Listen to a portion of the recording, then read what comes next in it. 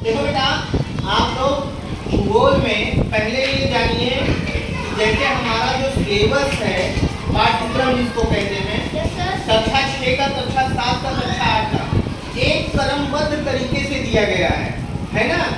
पहले हमें ये जानना चाहिए कि पृथ्वी से संबंधित क्या घटनाएं घटित होती है।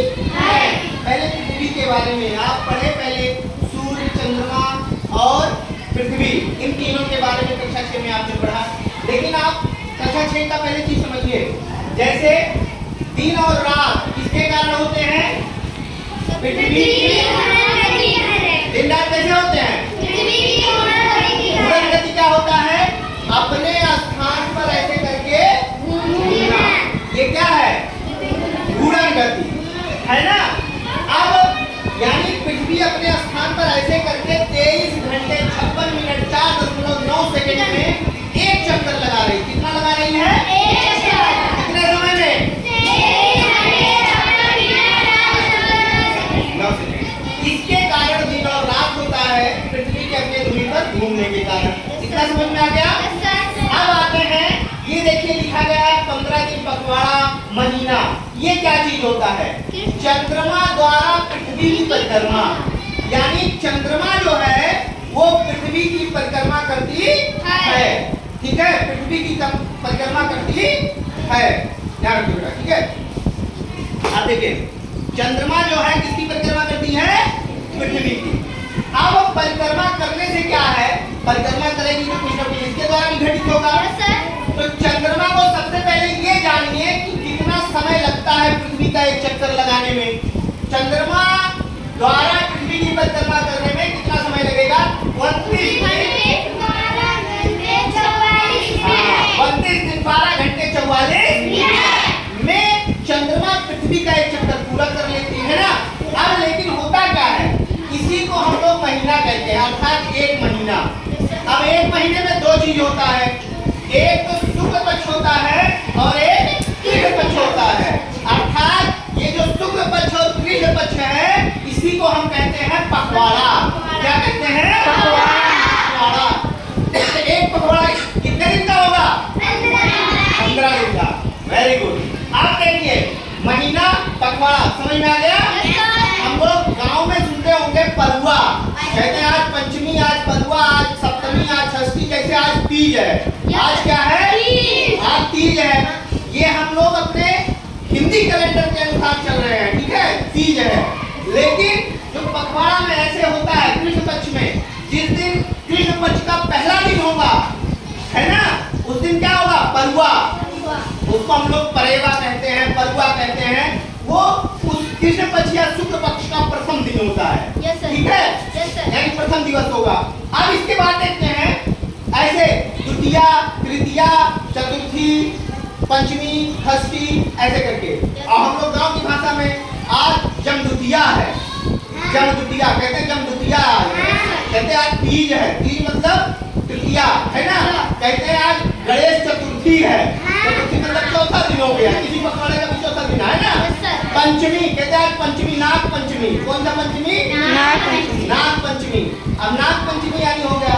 षष्ठी कहते हैं आज छठ है, छठ छठियावे जाते हैं। तो छठियाने का मतलब क्या है बेटा? षष्ठी। सप्तमी कहते हैं आज सप्तमी है ना। फिर अष्टमी, अष्टमी जैसे कृष्ण जन्माष्टमी आप मनाते हैं, 8 दिन का हो गया। नवमी रामनवमी हो गया। दशहरा 10 दिन पे हो गया। एकादशी कहते हैं एकादशी व्रत है, एकादशी का मेला भी लगता है कई कई जगह, है ना। ऐसे करके बेटा द्वादशी, त्रयोदशी, फिर चतुर्दशी। चतुर्दशी मतलब जैसे नरक चतुर्दशी हो गया। तो इसके बाद 14 दिन के बाद जो 15वां दिन होगा वो या तो पूर्णिमा होगा या अमावस्या होगा। दोनों में से क्या होगा? 15वां दिन 14 दिन प्रथमा, द्वितीय, तृतीय चलेगा, उसके बाद अमावस्या या पूर्णिमा। समझ में आ गया? और जब एक महीने में एक अमावस्या और एक पूर्णिमा आएगा, ठीक है, समझ में आ गया? और 2 पखवाड़े होंगे, 15-15 दिन के 2 पखवाड़े। अब आते हैं वर्ष पर। जो पृथ्वी सूर्य की परिक्रमा करती है, परिक्रमा क्या होता है आप लोग नहीं जानते। जैसे ये सूर्य है मान लो, और हम क्या है? पृथ्वी। अभी हम पृथ्वी बताई थे अपने आप को ऐसे घूम करके ना, पृथ्वी अपने धुरी पे ऐसे करके घूम रही है, ऐसे करके घूम रही है, और ये सूर्य है, और ऐसे करके ये सूर्य का ऐसे चक्कर लगा रही, घूमते हुए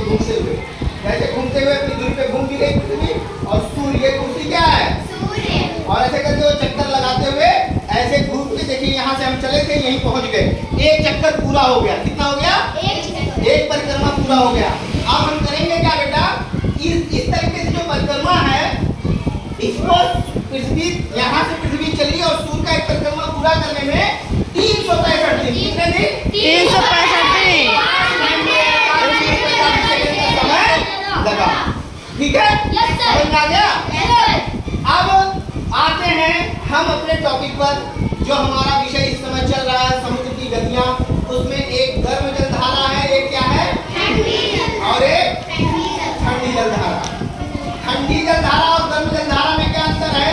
अभी हमने आपको बताया था कि नहीं, ताप कटबंध हमने आपको पढ़ाया था। ताप कटबंध में उष्ण ताप कटबंध, शीतोष्ण ताप कटबंध और शीत ताप कटबंध। शीत का मतलब मैंने क्या बताया था? ठंड। और उष्ण का मतलब क्या बताया था मैंने? अच्छा ये बताइए, जैसे अगर नीचे किसी की आग लगी हो तो उसमें से ठंडा पानी निकलेगा? किसी बर्तन में पानी रखा हो उसमें ठंडा पानी होगा? नहीं होगा।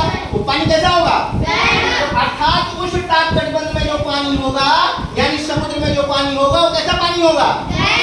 तो यहाँ से जो जलधारा चलेगी वो कैसे चलेगी? गर्म। और अगर बर्फ में फ्रिज में रखा हो पानी तो बताओ वो गर्म होगा ठंडा? ठंडा। तो अगर यहाँ ठंडी है शीत ताप कटबंध पर, तो यहाँ से जो जलधारा चलेगी यानी ध्रुव पर से, इसको क्या कहते हैं बेटा? इस ध्रुव पर से जब जलधारा चलेगी तो गर्म होगी या ठंडी? ठंडी। तो इसका मतलब कि ध्रुवों से जो विषुवत रेखा की तरफ चलती हैं जलधाराएं, वो ठंडी जलधाराएं होती हैं। और जो विषुवत रेखा से, किस रेखा से? विषुवत रेखा है ना, ये क्या है? 0 ये विषुवत रेखा है। इस रेखा से जो जलधारा इधर चलेगी वो कैसी जलधारा होगी? और इधर से चलेगी वो कैसी होगी? आप समझ में आ गया? ये दोनों गोलार्धों में एक प्रक्रिया होती है। समझ में आ गया? हाँ, जैसे गर्म जलधाराएं जो हैं, आप लोग को हम बताएं कि पांच गर्म जलधाराएं और 5 ठंडी जलधाराओं के नाम आप याद कर लीजिए। ये इंपॉर्टेंट है बेटा, ठीक है? आप समझ गए? ये समझ में आ गया सबको? अब लेकिन आप अपनी किताब में देखिए कि ये तीर हमने तिरछा क्यों बनाया है, ऐसे सीधा हमने क्यों नहीं बनाया? ये तिरछा क्यों बनाया है बताओ? क्योंकि हमारी पृथ्वी घूम रही है, ऐसे करके घूम रही ना। Yes sir. जब पृथ्वी घूम रही है तो जो पानी है वो भी तो ऐसे गति करेगी उसी के साथ।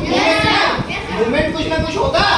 तो ऐसे करके ये जलधाराएं एक दूसरे की तरफ चलती रहती हैं, इसीलिए समुद्र के अंदर ऐसे जो है चलती रहती है। इसी को क्या कहते हैं हम? जलधारा। और जो समुद्र के ऊपर ऐसे ऐसे करके उठती है, देखिए आप किसी तालाब में गिट्टक मारिए, गिट्टक मतलब पत्थर कंकड़ फेंकिए, तो ऐसे करके देखिए वो जहाँ गिट्टक गिरेगा उसके बाद ऐसे ऐसे पानी हिलती है, उसी को कहते हैं हम लहर या तरंग। क्या कहते हैं? लहर।